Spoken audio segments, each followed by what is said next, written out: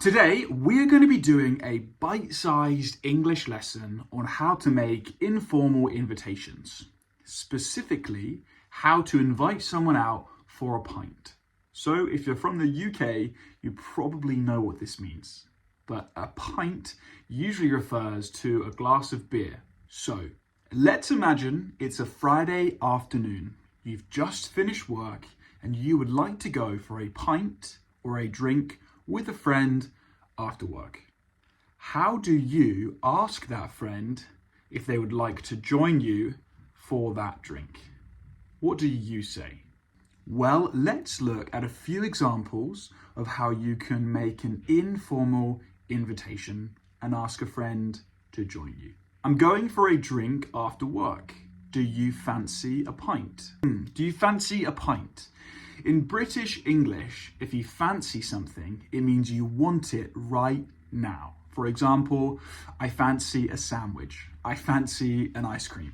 Do you fancy a pint? Informal way of asking someone if they'd like to join you for a drink. Okay, let's look at another way of inviting someone for a pint. Or, to be honest, any activity really. Are you up for a pint after work? Are you up for? What does this mean? If someone is up for something, it means that they would like to do it. This is a very common expression in spoken English. I'm up for going to that concert. I'm up for going for a run. I'm up for a pint after work. Okay, now let's look at a third example of informally inviting someone out for a pint. Okay, do you feel like going for a pint? Do you feel like going for a pint is a very informal, relaxed expression commonly used in spoken English? Do you feel like doing something? Do you feel like going to the gym this morning? Do you feel like going shopping this afternoon? Do you feel like going for a pint this evening? Okay, so we have looked at 3 informal ways of inviting people to do something. Do you fancy a pint?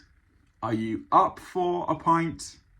Do you feel like going for a pint? And you can use these informal invitation phrases in so many different circumstances. For example, do you feel like going for an ice cream this morning? Do you fancy a night in watching a movie? Are you up for having a party? But sometimes you don't want to do anything. So in our next video, we're going to be looking at how to decline invitations. Follow along for more bite-sized English lessons.